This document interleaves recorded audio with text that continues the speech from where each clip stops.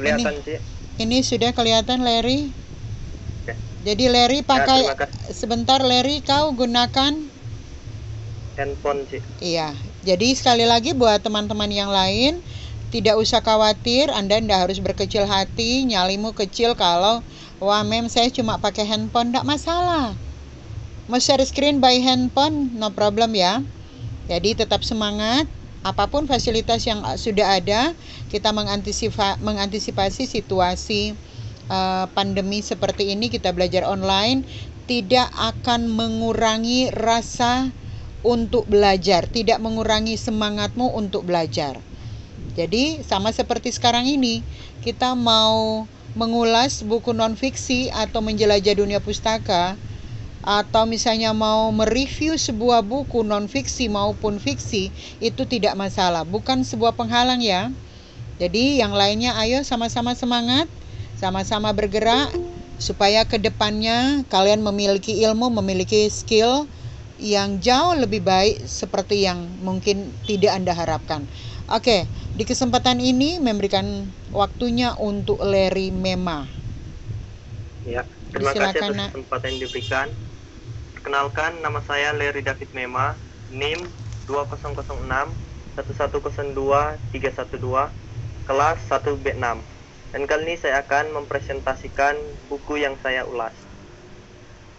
Sama identitas buku. Judul buku Manajemen, nama pengarang John Supriyanto, nama penerbit UGM Press, tahun terbit 2014, tempat terbit Surabaya, jumlah halaman 187 halaman, ISBN 979 420 8930. Yang masuk dalam orientasi. Pertama, biografi penulis buku. Buku ini ditulis oleh John Supriyanto. Ia adalah lektor kepala 4C pada Fakultas Ekonomika dan Bisnis UGM. Saat ini ia tercatat sebagai Sekretaris Senat Fakultas Ekonomika dan Bisnis UGM.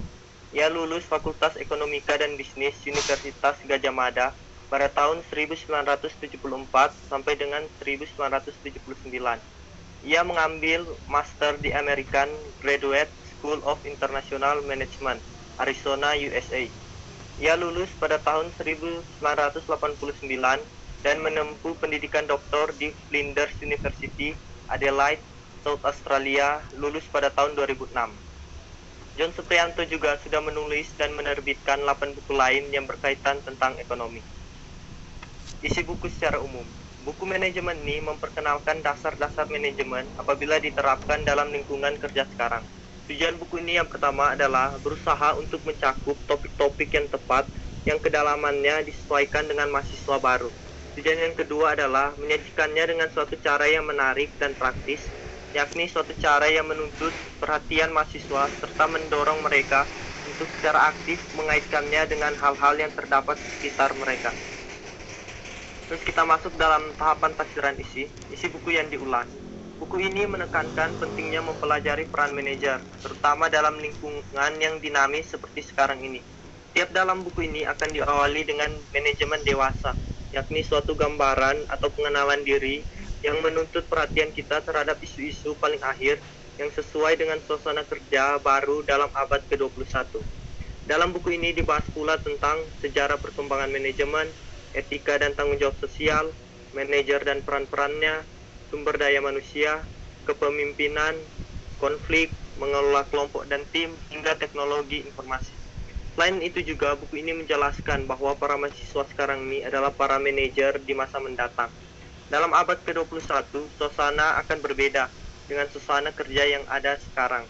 Keanekaragaman budaya, etika, dan tanggung jawab sosial, perekonomian global, serta kualitas menjadi perhatian penting dalam dunia kerja di abad mendatang.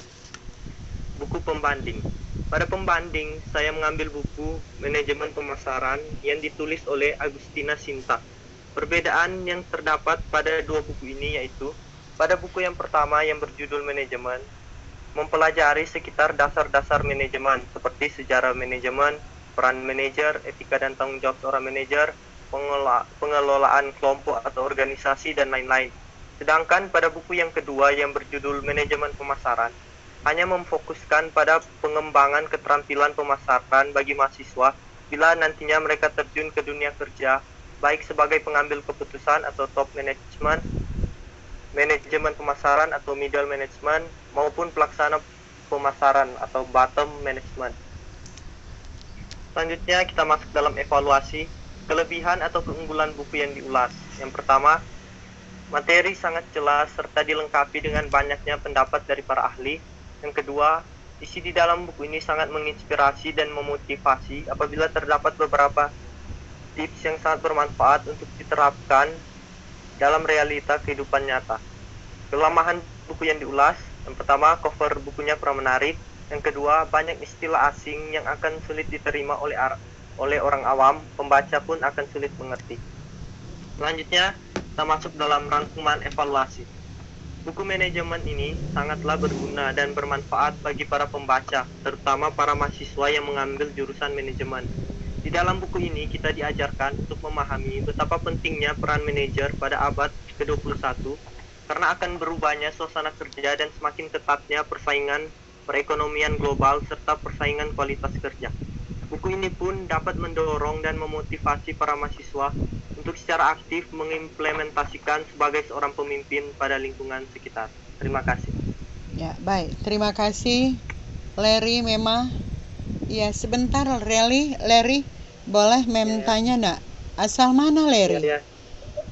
Asal Langoan, Cik. Oh, Langoan. Iya, keren. Good. Medoknya kentara sekali, Larry. Tapi bagus. Perbedaan juga kan akan menyatukan semua orang. Baik, terima kasih, Larry.